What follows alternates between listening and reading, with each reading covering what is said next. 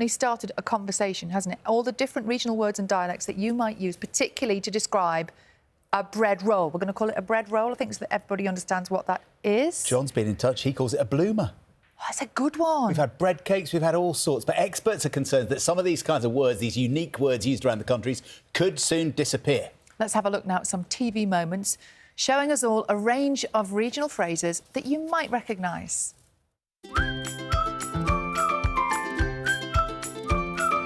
Hey, up, lasses! Where's they going then? All right, Stace, what's occurring? I need your advice, I do. Go for it. Mum says, have you got toothpaste? Yes, and a flannel. He's got it! Now come on! You should be ashamed of yourself. I know. I'm sorry. It all just made me a bit nervous. Everything makes you nervous, Claire. You're a walking cack attack. I can't help that. It's the way God made me. Come on, lass. What's more important?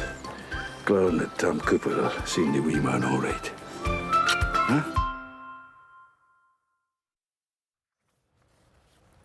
Wow. What would you call it again? A batch? No. Well, we've just had another message from somebody saying that they call it a scuffler. That's a new one. That's a new one. Someone else said to me, stotty. Stotty. I think we've had about 20 different words just for a bread roll. Yes, and we're joined now to talk about this by lexicographer Susie Dent, along with accent and dialect coach Elspeth Morrison. Morning to both of you. Good morning. Good morning. Susie, good morning. Why are we concerned that these phrases, particularly regional phrases, might be disappearing? Well, Sally, I'm a little bit more optimistic, I have to say, than a lot of the reports that have been coming out, because when we talk about accent, when we talk about dialect, we very often think exclusively about accent, but of course we're talking about vocabulary today. And when I ask people for the language of their parents and their grandparents, it all comes flooding back, and you've got some of these coming in now. And in many cases, we are still using them, but we are so adept at code switching. You know, when we are with people who aren't from our area, for example, we tend not to use them. But the moment we go home, they're like a cosy, baggy, slightly old, but favourite jumper that we put on, and it gives instant comfort. So I think actually, when I ask people, you know, what do you call being hungry? What do you call a woodlouse, which weirdly attracts lots of different regional words? They do instantly remember them, and in many cases they are using them. So I am hopeful that we will be hanging on. Obviously, there are some vocabularies that are dying away, you know, the language of collieries, of dockers quite often, and those are to be missed. But the basic words of our childhood, I think we're holding on to them. So you just say woodlouse. What kind of words are used around the country for woodlouse? Oh, my goodness. OK, so you've got cheese logs, you've got chuggy pigs, monkey peas, Johnny Grumps, roly-polies, granny sows. Pigs weirdly come into it quite a lot. But there are literally dozens of curious nicknames from right across the UK for woodlouse. And dialect does seem to collect around slightly weird themes, such as being bandy-legged. I think one of my favourite expressions, which you might know, a lot of your viewers would know, if somebody has unfortunately got bandy legs, they say, oh, he couldn't stop a pig in a ginnel. A ginnel being a really narrow alleyway. And that's another one. You know, we have snickets, we have twitchels. And it does collect around the really sort of basic things in life. I like Johnny Grumps. You hear that quite a lot round Salford at this time of the morning, actually, but I think that's for different reasons. You're never grumpy. Elspeth, now I know that as part of your job, you actually teach people to take on a different accent. Yes. How do you even begin to do that? Well, sometimes using kind of little phrases or dialect words to get in. Not all, nothing too strong though, because if it's so completely different, because learning an accent is quite hard if you're used to just your muscles are set up to speak the way you speak. But I might use, if I was doing, I don't know, London, for example, I might use something like later. Later. And I know this isn't dialect specifically, but it's how people use language and change pronunciation.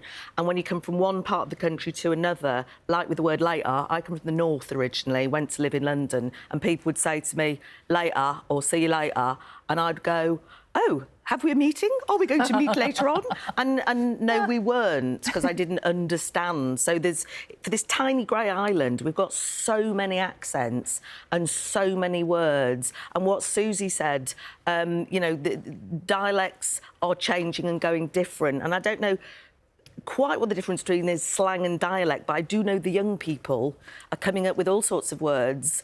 I heard one talking about his ends the other day, and I was like, I'm sorry, ends? E-N-D-S. And I was like, what's that?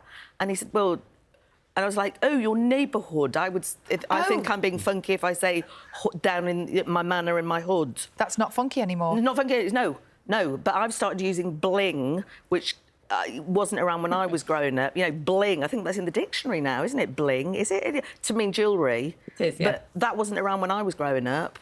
But, you know, so new words are coming all the time. There is what Susie said. There is hope for us. Language isn't. It moves and changes all the time as accents. Which is why, Susie, you love it.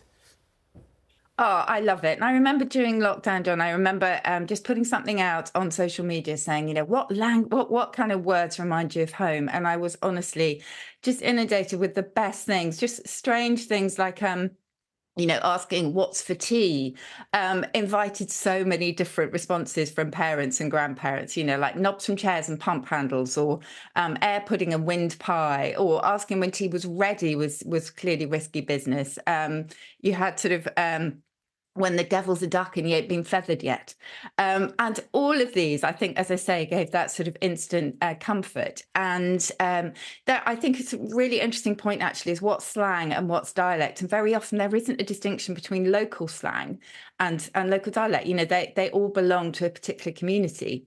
And that's the really important thing about these words, this vocabulary and the accents too, is that it makes us feel as though we belong. They are, you know, it's our language, it's our wardrobe, and we might change it when we talk to somebody else, but it will always be there to return to. Elspeth, you've worked with movie stars to try and teach them how to sound like they come from different parts of the country, and is understanding the language key to that?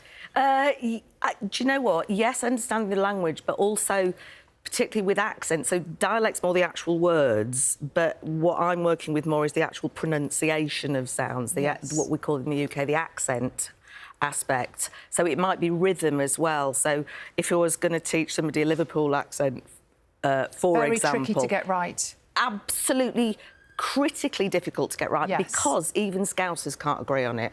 I spend time listening to them in pubs arguing about it, and basically there's, you know, Welsh, Lancashire and Northern Ireland and Dublin influences there. So there's all sorts of different versions. But I might start with Liverpool. I know. I'm quite good, me.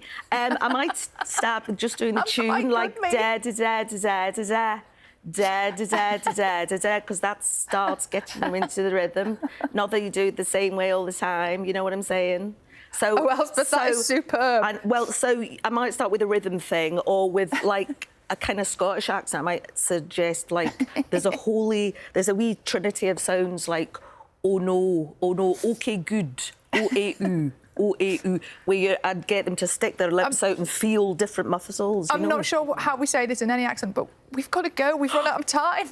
Well, I'll come back. Yeah, In fact, do you know what? We're later than we might have been. They are. And then we should have been. Yeah. Thank you both very much indeed for joining us. Keep those dialect Thank suggestions you. coming. We'll be back with the headlines in just a moment.